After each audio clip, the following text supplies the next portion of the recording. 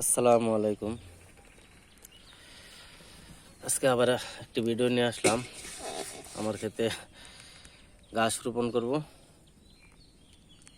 এই ক্ষেতটি রেডি করা হয়েছে গাছ রোপণ করার জন্য। মাটিটা আগে ভিজিয়ে দিয়েছিলাম, সেজন্য একটু বসে গেছে।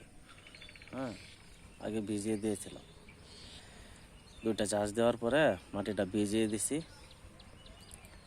যাতে রস থাকে মাটিতে। আর এই হলো আমার স্মার্ট নিপিয়ার কাটিং। এই সাইড দিয়ে আমি এক পাশ দিয়ে আমি স্মার্ট নিপিয়ার লাগাবো। এটুকু যে বাদ দেখা যায়, দেখেন এই বাদ পর্যন্তটা আমি স্মার্ট নিপিয়ার লাগাবো। আর ওই পাশ দিয়ে আমি জারা গাছ লাগাবো। এই পাশ দিয়ে জারা গাছের কাটিং জার্মিনেশন হয়ে গেছে। এখন এই বাঁশটা দিয়ে আমি জারা গাছের কাটিং লাগাবো। আর এই সাইড থাকবে স্মার্ট নিপিয়ারের কাটিং।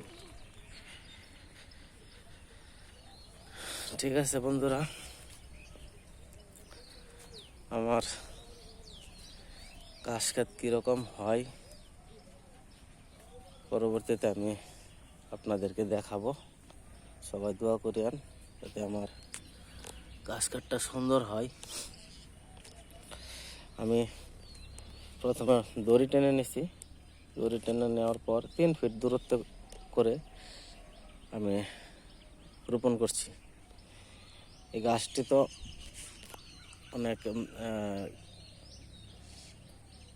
বেশি ফলে, তার জন্য মূলত আমি 3 ফুট দূরত্বে রোপণ করছি।